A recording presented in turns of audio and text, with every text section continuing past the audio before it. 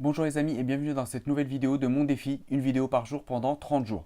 Je suis Mohamed Amin du blog Les Aventuriers du DSCG et aujourd'hui j'entame la quatrième semaine de mon défi qui avance très bien. Je suis quand même super content d'avoir pu tenir autant.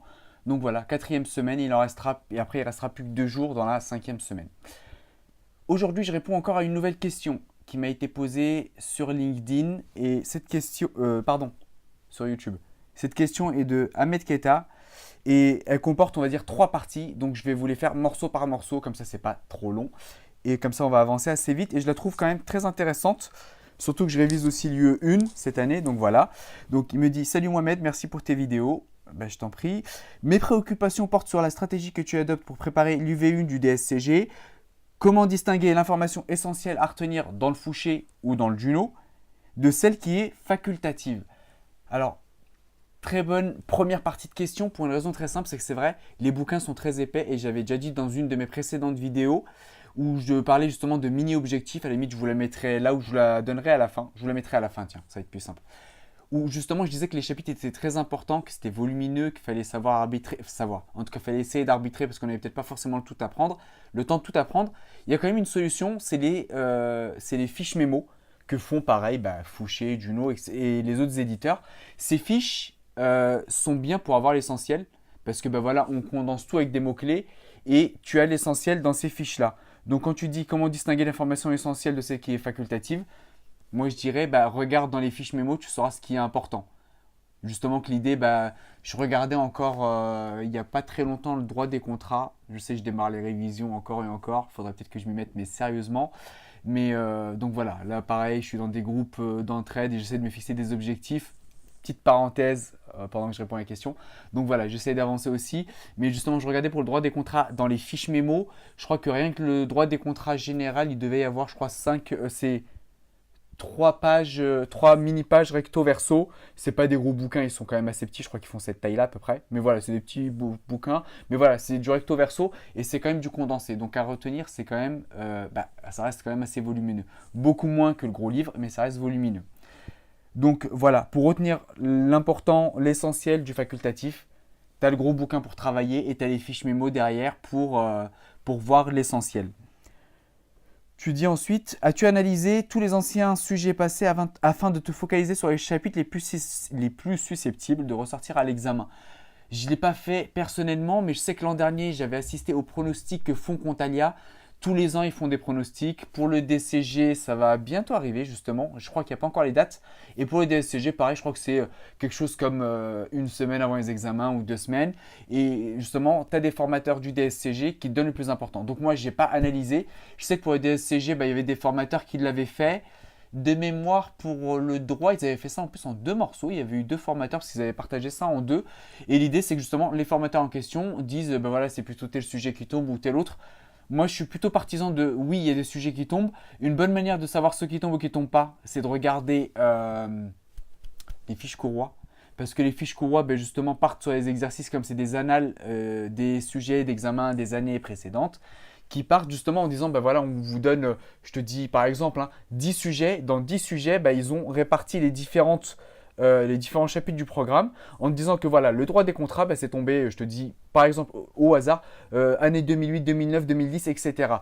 Droit pénal, telle année, telle année. Donc moi, pour les révisions dans un premier temps, je me dis qu'il ne faut pas faire d'impasse. Donc j'essaye là de réviser un peu plus au global.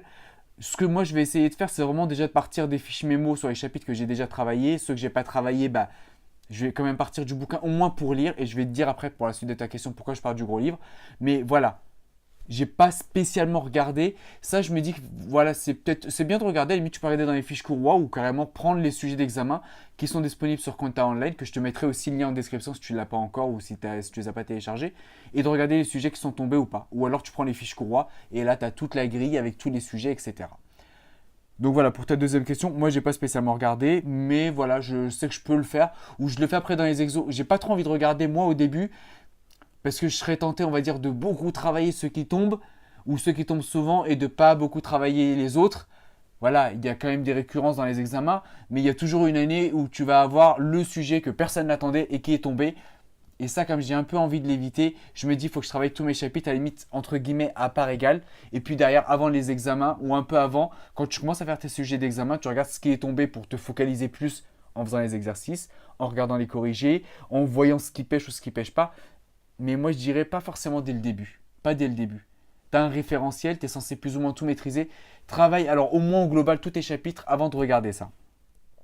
Et la dernière partie de ta question, tu me dis, et justement ça va rebondir avec la première, tu me dis le programme étant assez vaste, comment s'assurer que les chapitres appris ne sont pas oubliés avant d'avoir fini de parcourir le livre?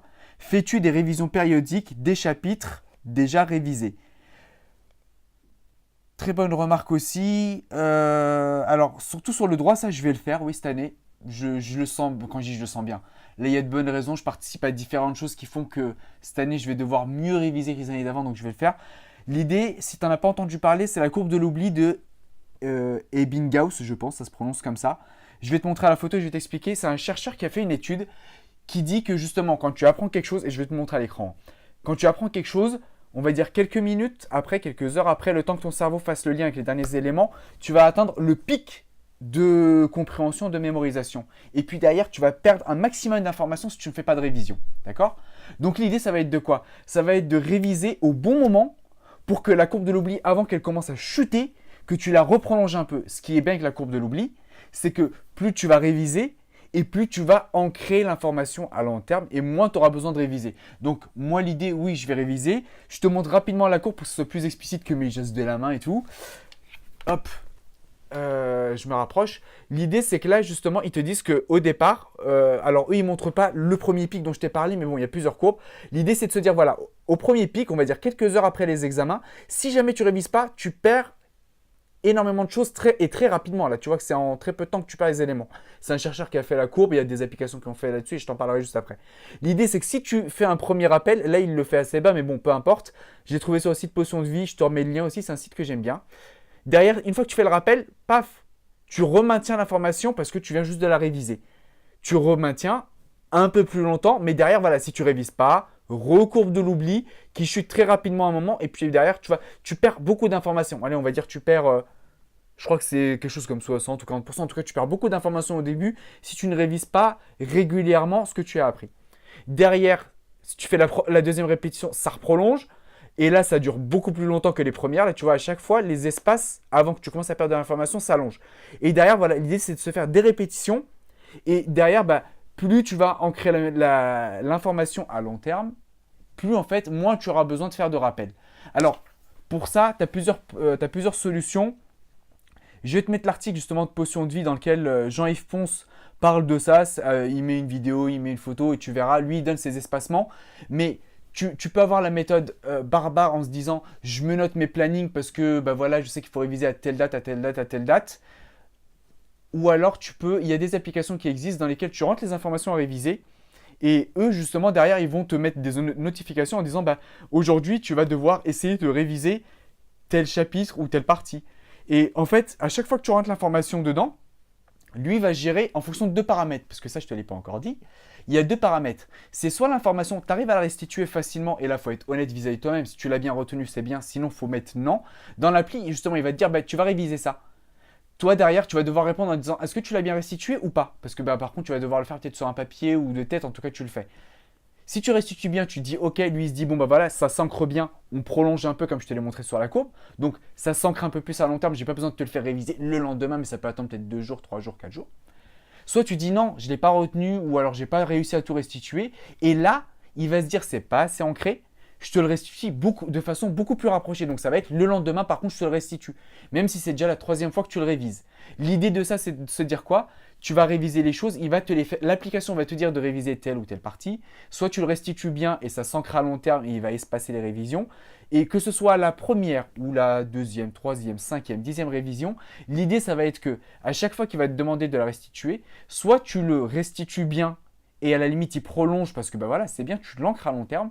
Soit tu as du mal à la restituer, cette information, et il va te la mettre de façon beaucoup plus rapprochée pour justement mieux la réancrer dans ta mémoire. Pour ça, il y a des applications qui existent. Moi, j'ai pas encore essayé d'application. Pareil sur Potion de vie. Je sais que j'en avais parlé avec Jean-Yves Ponce. C'est pas le seul. Ils en parlent aussi pour des langues. La courbe de l'oubli, justement, nous on parle de DSCG. Si tu vas prendre une langue étrangère, c'est pas mal. Il y a pas mal d'applications qui existent là-dessus, comme Duolingo, Musalingua, qui partent de ce principe avec des codes open source de courbe de l'oubli, etc. L'idée, c'est que voilà, ça va être de te faire apprendre du vocabulaire en disant bah, aujourd'hui, tu apprends 5 mots. Demain, je te les fais réviser. Tu les retiens bien, bah, on va espacer, on va te les faire réviser dans 48 heures. Tu les retiens pas, bah, on va te les faire réviser le lendemain et pas dans 48 heures, mais on espace et on allonge. Non, on raccourcit ou on allonge les périodes de révision en fait en fonction de la manière dont c'est ancré. Une des applications qu'on m'a conseillé, c'est Memrise justement. À voir, voilà, moi j'ai pas encore utilisé. Quand je le ferai, voilà, je mettrai des liens d'application soit sous la vidéo YouTube, soit sur LinkedIn en commentaire, ou alors au moins dans l'article sur mon blog par rapport à ça. Voilà par rapport à ça. Donc voilà, j'ai répondu à tes 3 questions. J'espère que l'explication, surtout avec la courbe de l'oubli, j'espère que j'ai été clair parce que je sais pas avec les gestes, les choses me paraissent claires, c'est peut-être pas forcément pour toi. Si ça ne l'est pas, hésite parce que je sais que j'ai déjà échangé avec toi par mail, n'hésite pas plutôt à m'envoyer un mail et à me dire ce que tu n'as pas compris. J'essaierai peut-être de refaire une vidéo s'il le faut ou j'ajouterai un complément texte. Je verrai comment faire pour les révisions. Donc les révisions, c'est bien. Fiche mémo, c'est hyper synthétique. Ah oui, c'est ça que j'ai pas dit aussi. Si, je l'ai dit aussi. Donc les fiches mémo, ça permet de donner l'essentiel. Le livre, c'est pour mieux comprendre parce que dans les fiches mémo, c'est hyper synthétique. Et moi, les regarder sur des chapitres que je maîtrise pas, bah, c'est du chinois parce que c'est limite des mots-clés ou des idées clés et à comprendre le cheminement et le jeu qu'on ne l'a pas. Deuxième chose, par rapport au sujet d'examen, je ne les regarde vraiment pas au début. J'essaie de ne pas faire d'impasse. Je ne sais pas sur quoi ça peut tomber à l'examen. Je préfère laisser les pronostics à la fin, que ce soit sur Contalia, que ce soit les fiches courroies avec leur grille des examens. Troisième chose, par rapport à l'oubli et pour ne pas oublier, voilà, il y a l'histoire de la courbe d'oubli de Ebbinghaus. En tout cas, j'espère que je le prononce bien par rapport à ce chercheur-là. Il y a des applications qui existent. Je mettrai aussi, je pense à ça, tiens, il y a une vidéo de Fabien Olicard qui est mentaliste, qui parle de ça justement pour les examens et qui donne une méthode avec des boîtes dans lesquelles tu vas mettre des fiches par rapport à ce que tu as appris et dans lesquelles tu transfères justement si tu as bien mémorisé ou alors que tu maintiens dans des boîtes. Et justement, de mémoire, l'idée c'était genre une boîte tu révises le lendemain, une boîte tu révises dans une semaine, etc. etc. Vidéo beaucoup plus longue que d'habitude, j'espère qu'elle a été très claire. Pour tous ceux qui ont peut-être besoin d'informations complémentaires, n'hésitez pas à me les poser en commentaire ou par mail si vous avez déjà mon mail. Si vous avez des questions sur le DSCG de façon générale, je vous mets justement dans le i et je vous la mets peut-être, bah tiens, ouais, aussi là, ma vidéo dans laquelle je vous propose de me poser les questions si vous en avez. Et moi, je vous dis à demain pour la prochaine vidéo.